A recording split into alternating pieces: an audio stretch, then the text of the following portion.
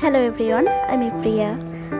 আজকেও সারাদিন পরে বিকেলটা রুমের অবস্থা এমন হয়ে গেছে। আমি সব কিছু আবার ক্লিন করে রুমটা আবারও ভালো করে মুছে নিচ্ছি। রুম মুছলে যেন বেশি ক্লিননেস ফিল হয়। পাশের রুমে চলে এসেছি। পাশের রুমেও এই বেহাল দশা তৈরি হয়ে গিয়েছে। ইয়েস ইয়েস বাবা। এই রুমটাতেও এসে আমি ভালো করে সব কিছু গুছিয়ে আবারও মুছে নিচ্ছি। আর ছেলেটা এর মাঝে বারবার এসে বলছে বাইরে যাওয়ার জন্য পাগল হয়ে গেছে। বিকাল হলেই ওর বাইরে নিয়ে যাওয়াই লাগে।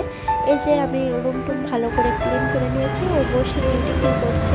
তারপরে আমরা বের হয়ে গেছি আমাদের বিল্ডিংয়ের পাশে আর কি, একটা 300 ফিট রোডের সাইডে।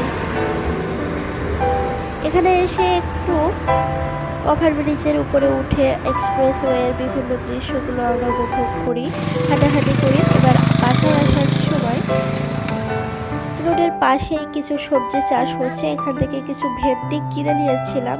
বাসায় এসে এগুলো সেদ্ধ করে আমরা একটু গোলমরিচ ছিটিয়ে দিয়েই পরিবেশন করেছিলাম।